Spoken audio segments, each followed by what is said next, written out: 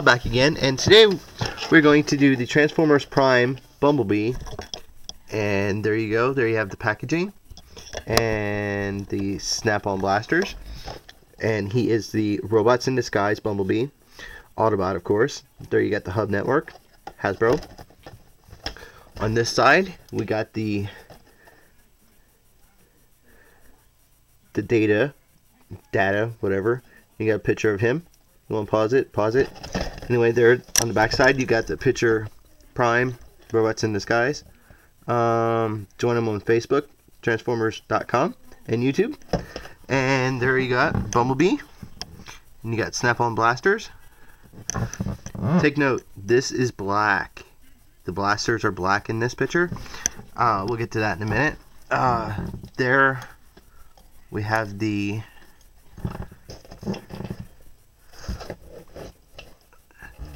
if you want to pause it, there you go. And this is Deluxe Class Series 1001. Well, there you go. There's the packaging. We'll get this out of the way, and we'll bring in the star of the show, Bumblebee himself.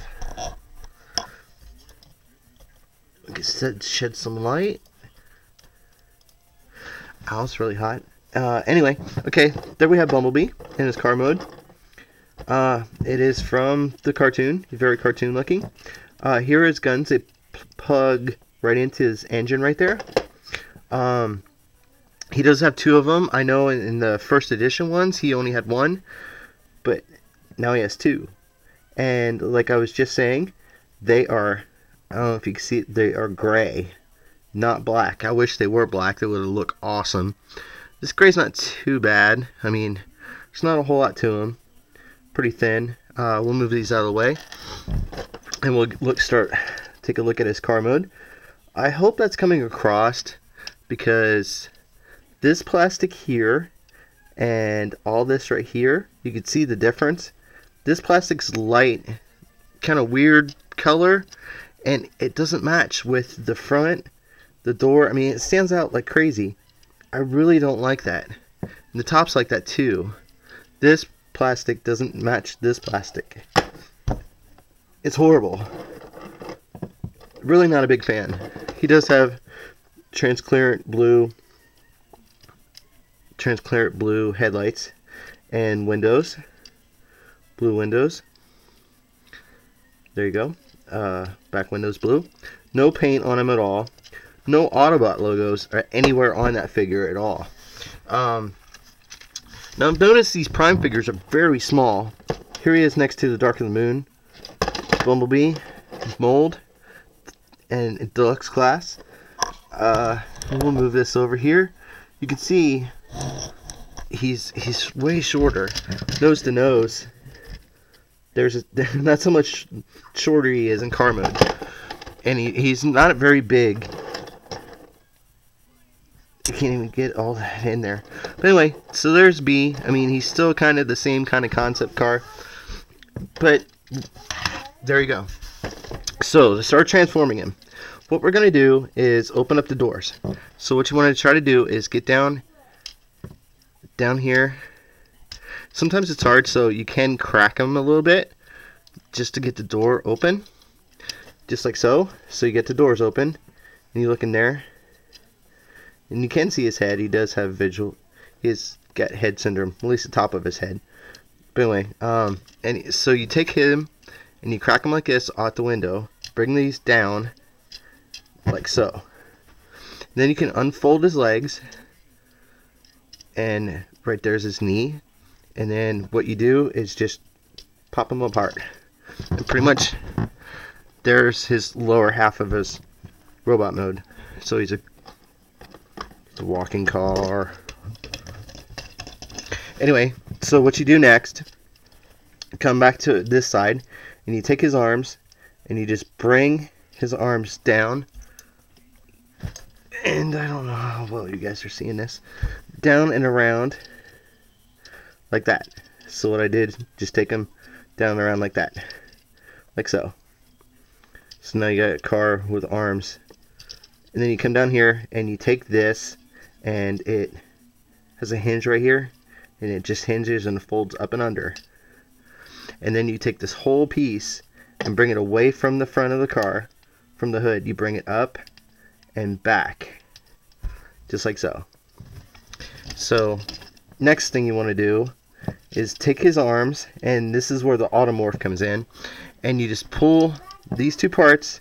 You can see where it clips in right there. There's a clip and a peg, and just like that. So you want to unpeg them right there from both sides, and then you just take them and open them up, and he automorphs, kind of, which I'm not a big fan of, and I think it's horrible.